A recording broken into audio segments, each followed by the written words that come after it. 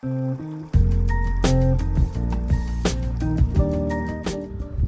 guys, nama gue Stan dari StepTech dan kita kembali lagi nge-review mobil. Sekarang ini mobil yang kalian sering lihat ya, si Avanza 2022. Kita bakal review pemakaian 2,5 tahun. Jadi gue tuh beli ini Agustus 2022, jadi ya udah 2,5 tahun ya, udah cukup lama.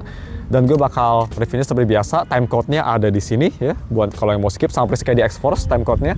Pertama kita bahas dulu harganya. Ya harganya tuh sekarang untuk CV3, ini gue yang CV3 ya, yang TSnya sudah nggak ada, udah dihapuskan dari website Toyota. Ini CV3 di harga 273 juta, tapi gue beli waktu itu beli 260, ya nego-nego ada diskon 260-an kalau nggak salah yang CVT. Dan untuk kuncinya seperti ini ya sama seperti Toyota lainnya, ini kayak satu pabrikan kayak AG dan teman-teman, Ayla juga sama, coba ada logo. Dan yang pertama kita langsung aja lihat si eksteriornya bagaimana. Jadi lampu seperti kita lihat ini pemakaian lama, ada banyak kayak kotoran-kotoran gitu ya, walaupun udah dicuci. Tapi di sini ada LED-nya, udah LED semua, ada fog lamp, yang fog lamp juga udah LED, so that's pretty good. Wiper dia 2216 kalau nggak salah, dan untuk bannya dia pakai Campiro. Ini ban gue pernah meletus juga, jadi udah diganti berapa kali gara-gara daerah tol gue banyak kayak paku gitu. Tapi ya kalau misalnya bannya meletus itu di head unit langsung dikasih tahu kayak something wrong with your tire. Jadi head unit udah lumayan pintar juga, nanti kita bakal bahas. Nah, bukan head unit, sorry, MID-nya maksud gue. Ban R16 sama belakang juga, depan masih lagi, depan udah cakram, tapi belakang dia masih pakai tromol ya bannya, bisa kita lihat seperti ini. Terus kalau misalnya kita ke belakang, nanti kita bakal bahas bagasinya habis interior ya. Ini wipernya gak ada defogger, terus di atas ada shark fin. Kayak gini gue beli warna purplish yang harus order kayak sebulan baru dapat karena warnanya beda, dan udah pakai kayak silk plate gini juga, nice. Untuk spion dia udah auto retract, nanti kita bakal lihat. Dan seperti ini ya, dia lumayan cepat dibanding Avanza yang dulu, dan gue bakal bahas suspensinya karena berbeda. Jadi ya, ini front wheel drive yang pastinya di sini sih oke, gue suka ya dibanding sama kayak itu sebelumnya pastinya. Bisa kita lihat adas tapi nggak ada adasnya. Exterior seperti ini, nggak ada, nothing to say much. Kita langsung aja lihat dalamnya. Untuk dalam seperti ini interiornya, kita sambil nyalain aja mobilnya karena panas ya. So, kita bahas interior dan gue bakal bahas juga apa yang gue suka sama apa yang gue nggak suka. Untuk eksterior sih gue nggak ada masalah ya. Untuk interior seperti ini bisa kita lihat ada tweeter, yang speaker nanti kita bakal bahas gimana audio quality-nya. Kita bahas interior dulu. Di sini ada MID-nya buat ngatur MID, bisa kita lihat kalau misalnya ini cepet aja ya. Kalau misalnya kita pencet enter bisa ngatur display brightness, terus bisa ngatur time and date.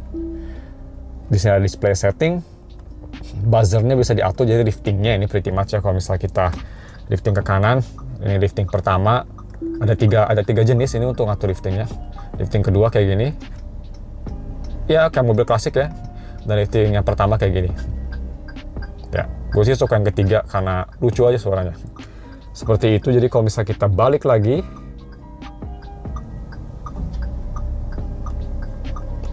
dia nggak ada back button, sayangnya di setirnya, jadi baliknya dari layar semua. Ada maintenance setting, oil warning reset, ya gitu-gitu. Dia nggak ada TSS, jadi nggak ada settingan yang berlebih. MID-nya kayak gini ya, looks pretty good. Terus di sini ada AC yang belum auto climate, yang pastinya masih biasa normal, seperti di kelasnya juga kayak Xpander teman-teman. Tapi ini huge improvement ya dari yang lain.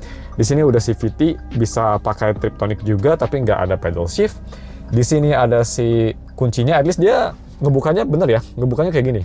Dia ngebukanya tuh nggak kayak di X-Force yang kayak kijang jadul, dia udah lumayan modern lah. Untuk ini dia bukan soft touch ya, ini hard touch semua. Ini juga kayaknya bisa sebenarnya kalau misalnya mau dimodif, tapi semuanya keras, masih normal lah ya, khas Toyota, build quality-nya biasa aja. Untuk joknya ini gue udah dikulitin pakai MB Tech. Sebelumnya dia bukan kulit ya, sebelumnya dia biasa fabric biasa. Nah, terus untuk rem tangan masih biasa manual. Di sini auto up semua kecuali auto up semua lagi. Semua nggak auto up kecuali driver maksud gue ya. Jadi hanya driver yang auto up and down. Nah, di sini ada auto retract kalau misalnya gue pencet nutup. Dan ini yang gue suka dari mobil ini ya, dia bisa di-autoin atau enggak aja. Kalau misalnya kita cuma dikekanin doang ya, dia bakal ngebuka terus walaupun dikunci. Jadi bisa ada kustomisasi. Ini untuk ngatur electric mirrornya. Di sini stability control, dan di bawah nih ya kelihatan ini untuk ngebuka kap dan untuk ngebuka bensin ada di situ tuh. Come on, fokus. Nah, bam ya, baru fokus. Seperti biasa Samsung Heisei fokus ya. Seperti biasa gue lagi di IKEA. Untuk wiper sendiri bisa kita lihat dia udah intermittent tapi nggak bisa diatur, tapi dia udah bisa ngikutin speed. Untuk headlight juga belum auto, it's okay untuk harganya. Terus untuk di sini bisa kita lihat ada untuk cup holder atau drink holder di sini juga, tapi bukan bisa di retract gitu biasa. Ini bagus banget, gue sering pakai, ini fitur yang gue suka. Tinggal taruh minuman langsung dingin, tapi tetap nggak bakal sedingin kayak di Xforce ya. Dan untuk si belakang ya, yang gue kurang suka ininya nih, si kontainernya ini bener-bener kecil banget ya. Ini downgrade yang lumayan besar dari Avanza dulu. Ini kecil banget ya, cuma segini loh. Jadi kalau misalnya mau naruh minuman aja kayaknya cuma bisa, interested. Ini tuh kontainernya nggak cuma kecil, tapi bisa kelihatan nggak tuh? Kayak DET banget. DET tuh kayak apa ya bahasa Indonesianya? Kayak shallow banget gitu, nggak dalam. Jadi storage-nya memang ini jadi kelemahannya, bener-bener jadi sempit dibanding yang dulu. Tapi ya kalau misalnya kalian nggak apa sih, it's okay. Tapi ya ini gue setengah mati nutup aja. Come on, there you go. Nah, terus yang gue mau bilang lagi, di sini hampir lupa aja, ini ada auto off door seperti biasa. Sekarang udah kayak gini. Ini bawaan juga kalau nggak salah udah headlight, udah LED ya kalau nggak salah. Gue lupa lagi. Dan di belakang di sini AC-nya kayak gini. Nanti kita bakal ke belakang juga. Sekarang kita sebelum ke belakang, tapi gue mau bahas untuk si setirnya. Tadi gue lupa ya, dia masih biasa belum leather, tapi udah kelihatan keren loh. Ini udah kelihatan kayak mewah gitu ya bentuknya. Nah terus kalau misalnya kita ke belakang bentar.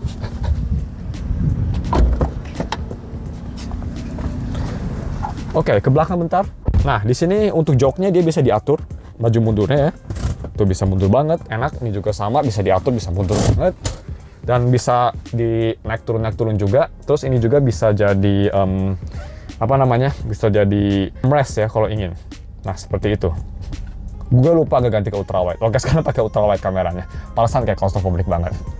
Untuk AC di belakang dia ini AC-nya kayak kayak kompor, tapi udah improve ya, lebih kerasa, lebih modern. Dan dari belakang kayak gini nih, Avanza sekarang udah modern ya. Tadi gue lupa bilang spion dia sudah day and night, tapi masih manual, belum auto dimming. Ya, CR-V aja belum kok. Di sini ada mirror, tapi belum ada itu ya, vanity mirror belum ada lampunya. Ada cup holder lagi, banyak cup holder di sini. Di sini juga bisa ada cup holder, bisa 3 ini. Minuman gue udah tes. Di sini ada pegangan, dan sayangnya di sini nggak ada cup holder ya, yang gue agak nyesel. Walaupun dia memang ada charging port yang masih jadul, masih USB-A. Sama di depan juga ada tuh charging port yang masih USB-A. Walaupun satu ya tuh di sini. Tapi ya oke lah ya. At least dia ada charging port. Di sini ada kantong dan kantong banyak. Kantong juga. Jadi storage ini untuk mobil keluarga banyak banget ya. Dan kalau misal ini pengemudi gue kayak gini ya, kalau gue nyetir kayak gini, dan bisa kita lihat luas banget loh. Ini paling mundur. Memang kalau gue paling mundur belakang nggak bisa ya. Jadi ya gue majuin dikit pun biar belakang bisa. Itu masih jauh untuk tinggi gue yang setinggi Vitra Airy lah ya, 170-an. It's pretty good. Dan juga ini ruangnya tuh ke atas 1 jengkal lah, kepala gue masih aman, enak banget. Dan untuk belakangnya kayak gini, belakangnya juga itu di sini, di yang sana kalau nggak salah dia ada 12 volt nih, kayak gini nih, ada 12 volt buat kalau mau ngecas di belakang. Jadi untuk akomodasi sudah komplit banget ya, ada ISOFIX juga di sini. Jadi seperti itu sih, dan pengalaman gue kalau naik di sini nanti gue bakal bahas untuk road noise-nya ya pas kita casual driving. Tapi sekarang ini sedikit teaser aja. Yang gue kurang suka sama Avanza tuh dari kekedapan belakangnya, road noise-nya yang agak jelek menurut gue. Gak konsisten. Depan lumayan kedap road noise-nya, tapi ini jelek banget. Nanti gue bakal bahas aja di pas kita lagi casual driving lah ya. Sekarang kita mau balik dulu karena gue mau bahas beberapa hal yang gue gak suka sama si head unit si Avanza ini. Oke, head unitnya. Ini yang gue jujur suka, tapi lebih banyak bencinya. Pertama, Toyota. Kenapa adik kalian Daihatsu itu ada CarPlay, ada Android Auto, even di Ayla pun ada, tapi kalau Toyota harus Veloz dulu ya kalau nggak salah. Kalau ingin dapat CarPlay, Race atau Avanza itu nggak ada. I hate that shit, Kayak lu maksain banget biar kita pakai M Toyota gitu ya. Sangat monopoli, I don't like that. Tapi ya, memang gue kesel nggak ada Android Auto atau CarPlay, even wired pun nggak bisa, gue kesel banget. Tapi untuk unit sendiri sebenarnya dia cukup responsif untuk touch-nya ya, touch control-nya ini dibanding sama Xforce gue sih kerasanya, karena ini lebih enteng ya, jadi kerasanya kayak lebih responsif aja gitu, lebih oke. Tapi untuk koneksi sendiri, jadi gue nggak pernah pakai M Toyota ya. Dan untuk Bluetooth, gue pakainya langsung connect HP gue pakai Bluetooth device. Dan gue bisa bilang untuk Bluetooth sendiri connect-nya sih normal, tapi satu kelemahan yang gue benci dari Bluetooth ini, kadang-kadang kalau misal lagi gue dengerin lagu ya gede-gede, terus gue mau keluar parkir kan kita pause dulu lagunya kan. Nah pas gue pause lagunya kadang-kadang itu tiba-tiba disconnect aja sama HP-nya. Gue kira itu masalah HP gue, tapi ternyata adik gue aja yang pakai iPhone gitu juga. Temen gue juga yang pakai Xiaomi gitu juga. Jadi ini head unitnya kadang-kadang kalau misalkan kalian lagi dengerin lagu, terus kalian pause lagunya selama kira-kira ya 30 detik 1 menitan, itu tiba-tiba disconnect sendiri. Terus kalau disconnect kalian harus connect lagi kayak gini ya, harus ke back ke home, ke Bluetooth, gini connect lagi. Kadang-kadang dia langsung disconnect jadi kayak gini gitu bentuknya. Dari yang play lagu tiba-tiba pek gini aja. Aneh banget, gue nggak tahu, mungkin kalian juga experience-nya sama kayak gue, tapi itu yang gue rasa dan jujur itu bikin gue annoyed banget. Tapi untuk head unit sendiri sih, gue wireless connection-nya hanya itu aja keluhannya. Dan untuk head unit sendiri, kalau misalnya kita mau lihat settingannya ada apa aja, kalau bisa kita ke general, di sini ada ke software information, di sini ada dual zone, single zone select gitu untuk si Bluetooth audionya. Dan kalau misalkan lagi di Bluetooth itu kalian bisa ke audio gitu ya. Terus kalian bisa atur kayak equalizer, posisinya, mau fokus kemana, ada sound effect, fader, volume offset. Udah lumayan komplit lah untuk audio. Terus bagaimana untuk kualitas audionya? Yang pastinya kalau dibanding sama X-Force yang pakai Yamaha, ya lebih bagus X-Force ya. Tapi gue bisa bilang ini audionya udah cukup bagus. Ada tweeter di depan, jadi speaker pretty much ada 6. Dan suara memang ini lebih kayak HP-HP Sony gitu. Sorry, lebih kayak headphone Sony. Jadi V-shape banget ya. Vokal agak sedikit mendelap, tapi masih lumayan clear, masih lumayan jelas. Dan untuk mid-range atau instrumen juga kerasa, tapi kayak mundur semua gitu kualitasnya. Tapi masih fun gitu. Kalau misalnya di full volume kayak gue bisa dengar di volume 14-15 itu masih bagus, masih enak, masih lumayan bagus sound stage-nya. Tapi separasi instrumen memang agak lacking dan detail juga agak lacking. Tapi untuk harganya menurut gue ini oke lah, acceptable untuk audio quality-nya. Dan yang terakhir buatnya penasaran ya bagaimana seluas apa bagasinya. Di sini kita bisa langsung aja tarik, tinggal pencet, terus tinggal ditarik. Kebelayang dia belum auto yang pastinya, tapi bagasinya ini cukup luas walaupun kalau misalkan kalian 3 row ya, cukup luas. Di sini ada untuk spare tire buat nurunin tire yang ada di bawah. Kayak gini tire-nya. Tinggal digituin aja, dan untuk ngebukanya ini tinggal ditarik terus didorong aja ya, gampang. Ini bisa flat juga. Terus yang gue suka juga di Avanza 1 ada yang namanya sofa mode. Gue agak susah ngeliatinnya, tapi pretty much sofa mode tuh ini bisa diturunin. Jadi yang jok ini diturunin ke bawah, jadi kayak sofa gitu loh, jadi bisa full sofa. Dan itu bisa first row, second row, bisa second row, third row, jadi bisa pilih aja. Kalau misal kalian yang mungkin suka camping gitu ya, pengen tidur di mobil, ada kayak sofa mode yang menurut gue fitur yang bagus itu, fitur yang bagus banget, apalagi untuk mobil keluarga kayak gini ya. Jadi ya, untuk build by the way, kaleng lah ya, kaleng. Dan langsung aja kita bahas bagaimana experience-nya untuk berkendara ya. Langsung aja gue pakai safety belt dulu. By the way, sorry guys, ini gue masih pakai tangan recordnya. Jadi gue belum bisa beli GoPro. Mungkin kalau misal video ini viral lagi ya, video ini lumayan bagus lagi, gue bakal coba pakai beli GoPro biar lebih enak. Tapi gue dipegang tangan aja kayak gini. Dan kita pertama langsung aja bahas gimana casual driving, sambil gue mau bahas bagaimana suspensinya. Casual driving itu maksud gue kalau misal kita driving misal untuk di kota santai, jalan-jalan, jadi nggak rusuh gitu, nggak pakai mobil ini untuk kayak ngejar waktu gitu ya. Gue bakal bahas bagaimana. Jadi kita keluar aja dari IKEA, kita muter-muter aja ke Kota Baru Parahyangan dulu. Dan yang pertama gue mau bahas ini dari si power steeringnya ya. Power steering di ini memang lebih enteng daripada versi sebelumnya, tapi memang dia kalau misal kita stand still, kita misal lagi diem terus belok, itu memang agak sedikit kurang, apa ya disebutnya, kurang kayak force feedback-nya tuh kurang enak lah gitu. Tapi overall ini setir memang enteng banget, gue bisa bilang setirnya enteng, enak disetir, dan overall enak untuk, apalagi untuk R16 ini enak banget, nggak ada masalah. Nah, oke, jadi untuk pedalnya bagaimana? Pedal gas dan pedal rem. Ya ini khas Toyota banget ya, pedal gas sama remnya dia kayak gini nih. Cukup free, enak, lebih luas yang pastinya kakinya, ini kaki kiri gue bisa istirahat. Tapi untuk pedal gas sendiri ini seperti mobil Toyota lainnya, kalau misalnya kalian tahu, lumayan agresif ya. Lu toel dikit si gasnya langsung mental mobilnya. Yang dibanding sama mobil lain yang butuh gas dikit tenaga, ini memang khas Toyota kayak gitu. Tapi sih gue suka ya karakter kayak gitu, jadi lebih responsif. Kelemahannya mungkin memang dari bensinnya ya, tapi mungkin lebih boros gara-gara kita lebih suka ngebejek-bejek gitu. Tapi overall gue suka experience drivingnya ini, enak. Dan Untuk steeringnya bagaimana kalau misal sedirect apa steeringnya dengan si mobilnya. Jadi suspensinya lebih ke arah lembut ya, bukan suspensi keras kayak misal di Veloz 2017 atau kayak di X-Force gitu. Gak sekeras itu yang pastinya. Itu yang berdasarkan experience gue ya. Ini lebih lembut banget, suspensinya enak. Yang mungkin kelemahannya kalau misal kita bermanuver kayak beloknya agak tajam gitu ya, itu memang kerasa body roll-nya. Dan kalau misal di tol gitu, casual driving pun kalau misal di tol itu kerasa banget kayak mobilnya tuh apa ya, limbung gitu. Enak sih memang untuk kayak coasting gitu enak, tapi kalau misal high speed lebih dari 120 km itu kerasa mobilnya tuh kayak unstable ya, gara-gara suspensinya gitu ya. Jadi steeringnya juga memang kerasanya kayak kurang direct. Kayak kalau kita belok ini kerasa responsif, tapi ya nggak direct banget gue bisa bilang.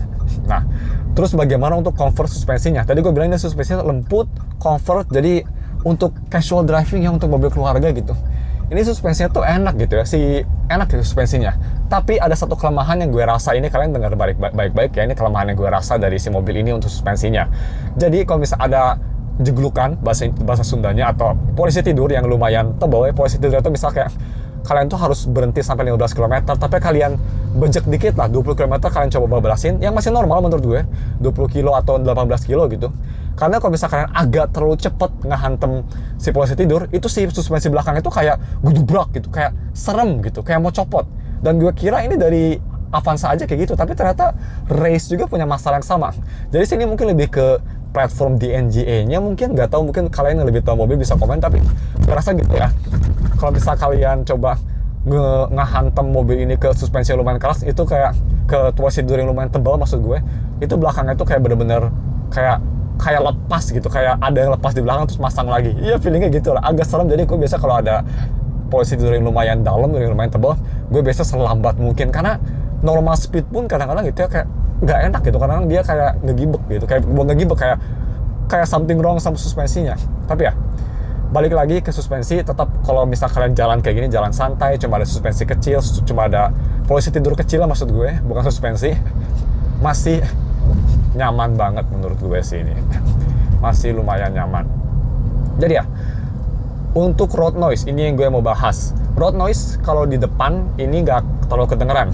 Menurut gue road noise-nya lumayan kedap, tapi memang untuk samping ini, tuh, suara motor lewat ya, tuh orang motor yang nggak pakai helm, parah banget, masih kedengeran ya. Jadi yang pastinya nggak kedap-kedap banget untuk daerah samping, tapi untuk harganya again, menurut gue masih acceptable untuk harganya. Yang kurang acceptable itu road noise bawahnya sih, karena bukan masalah kayak berisik road noise-nya, tapi lebih ke gak konsisten gitu. Itu gue kesel banget. Jadi kayak yang kalau di depan di sini gue di row depan ini suspensinya road noise-nya tuh minim ya, kayak ada suara gudug-gudug gitu, tapi kayak nggak berisik banget dan oke lah gitu di harganya. Tapi kalau kita di row belakang, row kedua atau row ketiga, nah itu baru mulai kerasa berisik, kayak kerasa tuh kayak brrrr gitu, kayak jauh lebih berisik daripada road noise yang di depan. Jadi nggak konsisten gitu. Sebenarnya kalau konsisten gue nggak bakal komplain ya, tapi ini nggak konsisten, jadi aneh aja gitu. Mana ada mobil yang kayak suara depan lebih berisik dari belakang, it's so weird gitu. Dan pas pertama gue langsung servis ke Toyota, dia bilangnya, oh ini mungkin gara-gara apa, bannya tuh banyak batu. Kayak how does that make any fucking sense gitu kan, gara-gara banyak batu. Terus itu yang pertama ya, pas gue servis, orang Toyota bilang gitu. Pas servis berkala kedua, orang Toyota bilangnya kayak, oh emang gini kok, emang gini. Jadi kayak masalahnya Agya dulu gue nggak kayak gitu loh. Jadi aneh ya, nggak tau, mungkin kalian kayak gini juga gitu. Kalau gue ngerasa kayak gini loh, gue ngerasa road noise-nya lebih berisik di belakang daripada di depan. Itu pertama kali gue pakai mobil ada kayak gitu. Gak tahu kalian mungkin kalau misal experience sama bisa share di bawah, atau tahu masalahnya gimana. Memang dia kegedapan belakang, peredam di belakang lebih jelek dari belakang gitu. Peredam di belakang lebih jelek daripada di depan gitu. Biar save cost, I don't know. Kalau misal kalian tahu mungkin bisa komen di bawah ya, thank you.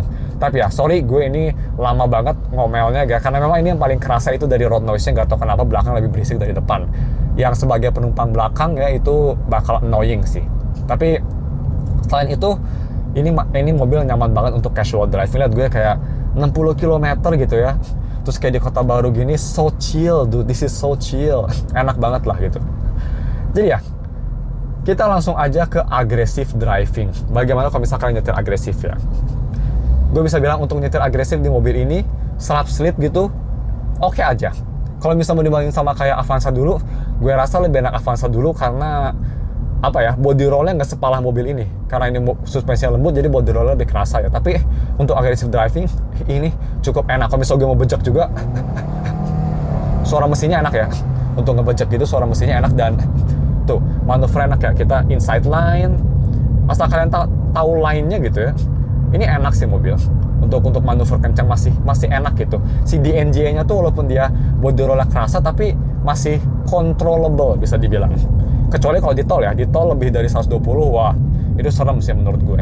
Tapi selain itu, this car is pretty good. Kayak misalnya kita belok ya, nih, belok ke kiri, outside, terus kita ke inside, ya kan, terus kita agak outside dikit, masih enak lah, body rollnya nggak kerasa. Asalkan lainnya bener, itu masih lumayan enak sih menurut gue. Tapi kalau misalnya kalian kayak masuk pas ada belokan, kamu ke dalam terus keluarnya di dalam lagi, ya pasti kerasa banget ya itunya body rollnya. Tapi ya untuk mobil keluarga, untuk serap selip ini enak karena akselerasinya juga lumayan responsif ya, dan lumayan enak. Cuma gue ada satu keluhan di mobil ini untuk masalah kalau misalnya kalian mau aggressive driving ya. Ini kelemahan yang menurut gue agak nyebelin. Jadi kita ke pinggir dulu bentar, kita berhenti bentar. Ya, kita berhenti bentar aja dulu di sini. Dan kelemahan yang gue mau bilang ini dari si sports mode.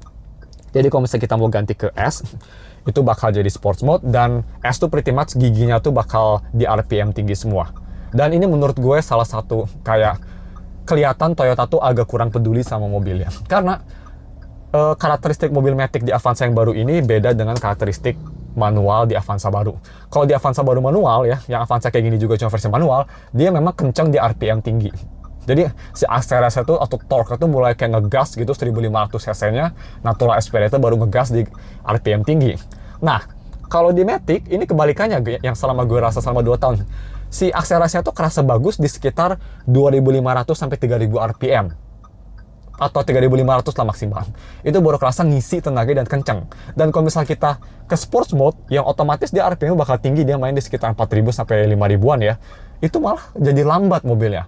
Itu gue rasa pas gue waktu itu ke Komifuro 2022 bareng temen, dan gue buru-buru datang biar dapat tiket ya. Jadi gue gaspol, pakai sports, dan gue rasa kok kerasanya lebih lambat ya. Ini mobil ngegerung-gerung tapi lebih lambat dari D. Dan pas gue coba tes lagi memang gitu. Jadi buat kalian yang kalau mau ngebut-ngebut pakai mobil ini gitu ya, buru-buru, gue sih nggak rekomend. Tapi kalau misalnya kalian emergency situation, ingin buru-buru, gue rekomend mending tetap di D aja. Karena ini low RPM-nya itu di mana letak akselerasinya kencang untuk mobil Matic versi Avanza yang baru ini ya. Matic-nya tuh lebih kencang di low RPM daripada di high RPM. Itu sih experience gue kayak gitu. Gimana menurut kalian? Itu sih. Jadi ini sports mode-nya sih menurut gue absolutely useless, ngabisin bensin aja. Ini sports mode-nya menurut gue bagusnya ya untuk kalau misal kalian apa ya, kalau misal kalian mau rame-ramean aja ya, atau kalian mau misal manual gitu, mungkin oke. Kalau misal kalian pakai mode manual masih useful ya. Kalau misal kalian mau manual gitu, karena jalannya nanjak, mau manual, kalian di gigi 1 gitu, biar si mesinnya ganti ke gigi 2, masih bagus. Karena kalau di manualnya dia nggak bakal main di RPM tinggi ya. Tapi kalau di sports mode gitu ya, sports mode biasa ini, S biasa, menurut gue ini sports mode biasanya agak sedikit useless menurut gue ya. Oke, jadi mumpung kita lagi di sini ya, gue tadi mau bahas aja konklusinya bagaimana untuk aggressive driving. Mobil ini untuk aggressive driving enak karena dia steeringnya juga power steeringnya bagus. Kelemahannya untuk aggressive driving hanya dari si body rollnya yang agak limbung. Tapi setelah 2 tahun pakai sih gue udah terbiasa, dan malah dibanding dengan X-Force pun gue rasa ini lebih enak untuk selap-selip karena dia akselerasinya lebih kencang di speed bawah ini akselerasinya. Untuk dalam kota gitu kalau mau selap-selip ini sih masih comfortable. Cuma memang untuk bensin ini agak kurang bagus. Bisa kita lihat nih ya. Bensin ini gue di 10,7 km kalau di dalam kota. Jadi pretty much kayak X-Force ya. 1/10 dalam kota, dan kalau di tol gue rasa ini sekitar 1,15.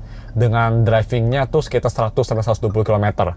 Kalau mau lebih irit yang pasti bisa di 90 km, itu bisa dapat 117 lah. Tapi kalau di tol selama experience gue pakai 115 dengan speed 120 100 km per jaman.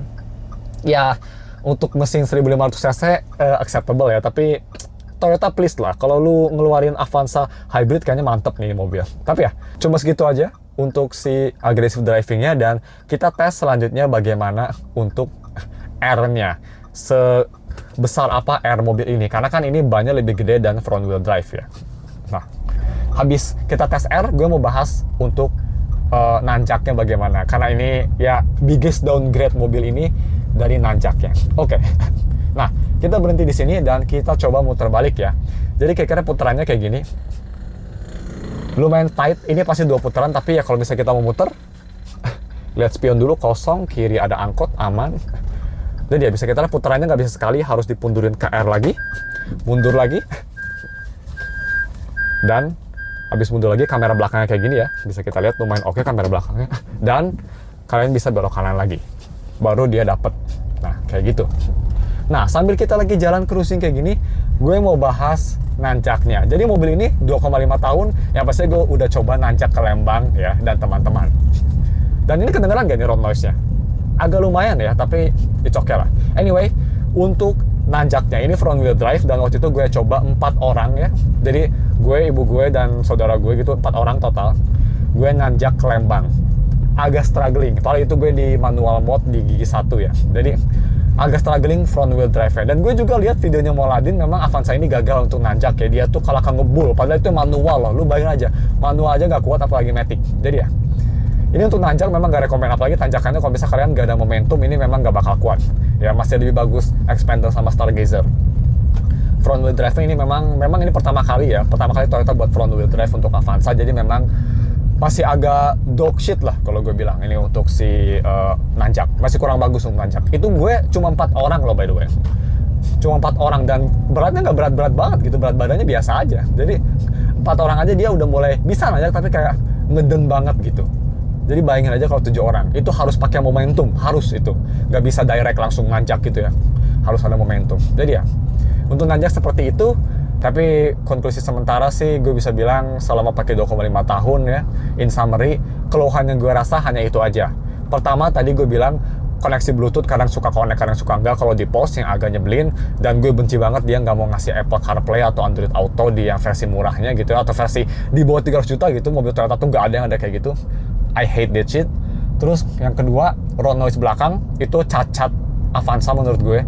Road noise belakangnya kok berisik banget, soalnya Veloz gue aja dulu yang 2017 nggak ada masalah itu. Jadi ini I don't know, mungkin cacat generasi ke-1 atau apa, tapi ya I hate that shit. Dan ketiga, yang terakhir yang gue rasa kelemahan dari mobil ini, yaitu dari power untuk nanjak. Avanza dulu terkenal banget dari rear wheel drive-nya yang bisa menerjang semua environment ya, mau itu nanjak, mau itu off-road dikit. Ini dulu Avanza tuh rear wheel drive-nya bagus banget, tapi sekarang mobil Avanza lebih ke arah comfort, gue bisa bilang. Karena untuk nanjak atau untuk extreme condition gitu, mobil ini memang agak jelek ya. Apalagi untuk nanjak yang gak ada momentum, ini mobil struggling banget. Memang ujung-ujungnya lebih ke skill, tapi mobil juga ada itunya ya, ada faktor juga, jadi 50-50 menurut gue. Jadi ya, untuk nanjak mobil ini menurut gue masih agak dog shit. Tapi bisa kita untuk kayak cruising gini ya, 80 km, enak banget. Di NJ platform emang enak banget untuk comfort driving menurut gue, daripada untuk sports driving ya. Ditambah lagi dengan CVT-nya, kalau nggak salah ada 7 gigi, nyaman sekali. 100 km tuh RPM-nya hanya di sekitar 1500-1700, so comfortable. Jadi untuk perjalanan jauh tol, ini mobil sih menurut gue di harganya enak banget ya. Karena kan Expander gitu sih kalah fitur ya, yang Exit gitu agak ketinggalan gitu fiturnya, atau Stargazer juga sama yang esensial. Value-nya ini masih oke gitu untuk fitur dan yang lain-lain. Jadi ya, overall konklusi seperti itu. Dan gue ini video udah kelamaan, udah 30 menit seperti biasa, sorry ya.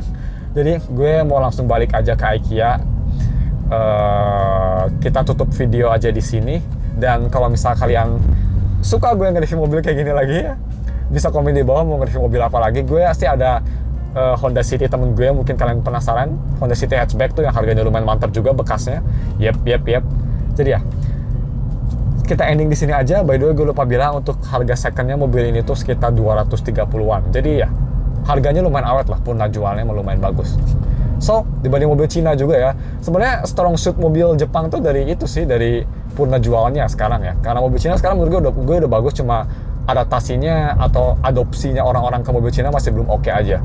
Kalau mobil Cina udah lebih populer, pasti bakal lebih bagus purna jualnya. Ya gue sangat menunggu waktu itu akan datang ya. Jadi ya, sorry gue kebanyakan ngomong, tapi kalau misalkan suka gue jalan-jalan gini sambil ngobrol tentang mobilnya, ngobrol tentang hal lain gitu, kayak podcast gitu 30 menitan nih video, bisa komen di bawah juga sambil nge-review mobilnya. Tapi cuma segitu videonya, gue langsung ending aja daripada kelamaan gue ngomong terus, sorry about that. Kalau misalkan ada saran gue mau nge-review mobil apa lainnya, bisa komen di bawah. Thanks for watching, dan jangan lupa subscribe. Kita ketemu lagi minggu depan untuk video review mobil lainnya, atau yang pastinya HP ya, kalau misal kalian punya saran. Anyway, thanks for watching. We'll see you next week. Bye.